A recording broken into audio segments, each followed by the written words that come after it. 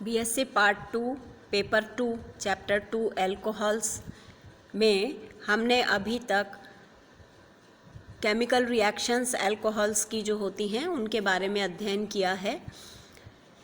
हम OH bond breaking की reactions का अध्ययन कर चुके हैं और अब हम दूसरे प्रकार की अभिक्रियाएं जिसमें कार्बन और ऑक्सीजन के मध्य का बंध टूटता है, ऐसी अभिक्रियाओं को समझते हैं।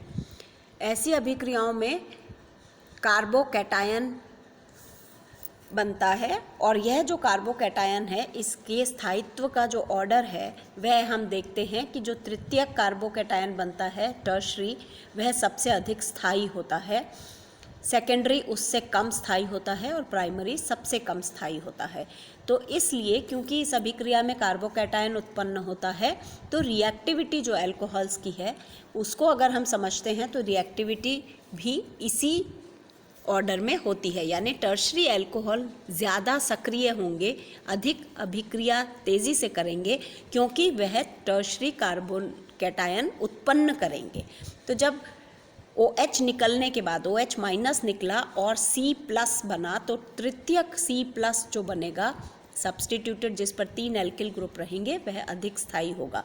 तो इसको बनना और स्थायी कार्बोकैटायन के बनने के लिए अधिक रिएक्टिविटी शो करेंगे टर्शरी अल्कोहल्स। तो रिएक्टिविटी ऑर्डर और स्टेबिलिटी ऑर्डर जो है वह हमारा रहेगा tertiary is more stable then secondary carbocation is more stable then primary carbocations.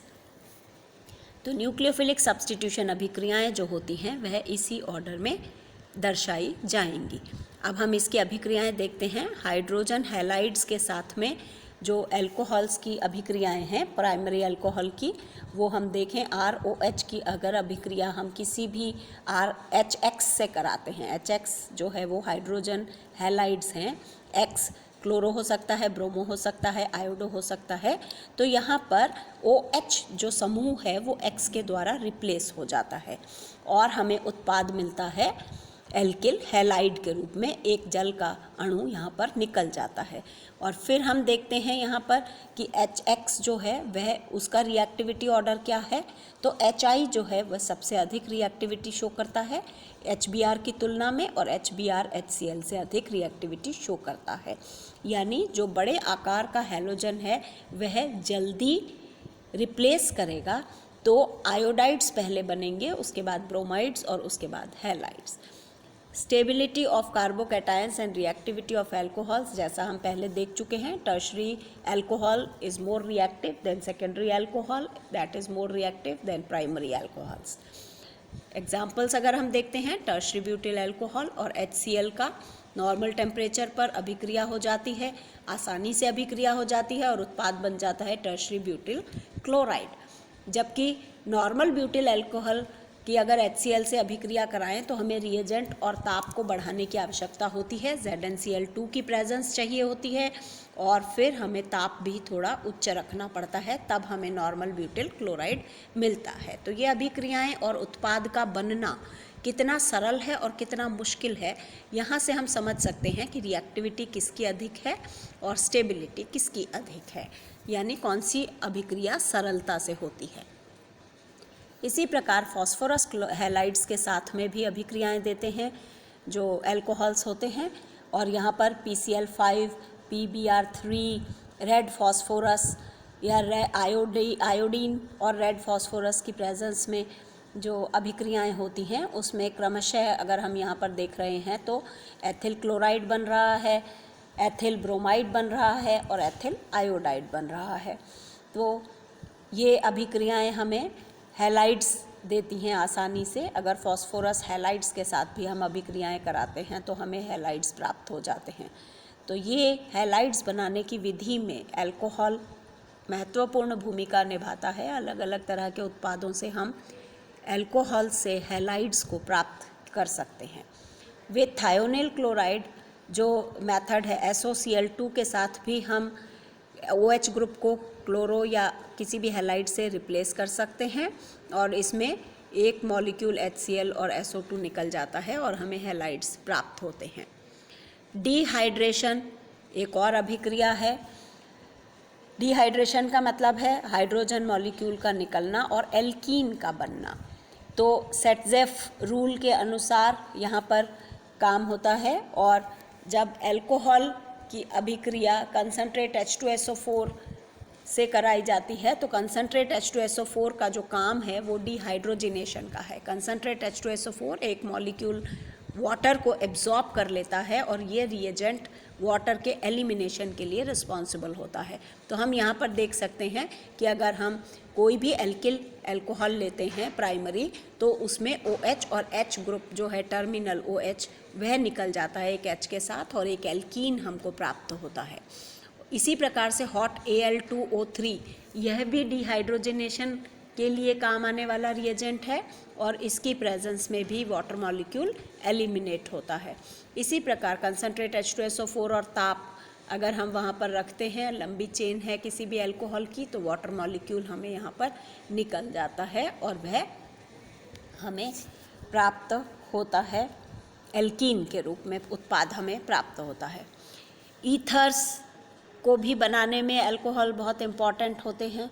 तो यदि हम कंसनट्रेट H2SO4 170 डिग्री सेंटीग्रेड पर यानी उच्च ताप पर अगर हम लेते हैं तो हमें एल्कीन प्राप्त होता है, और अगर हम 140 डिग्री सेंटीग्रेड लेते हैं तो यहाँ पर हमें ईथर प्राप्त होते हैं। तो रिएजेंट बहुत इम्पॉर्टेंट है, कौन सा रिएजेंट की प्रेजेंस में कितने डिग्री टेम्परेचर के ऊपर कौन सा फैक्टर काम करता है और उत्पाद क्या होगा, ये सभी चीज़ें निश्चित करती हैं कि हमें क्या चाहिए, क्या बनाना है, किससे बनाना है और किस रिएजेंट और ताप की उपस्थिति में हमें उत्पाद मिलेगा।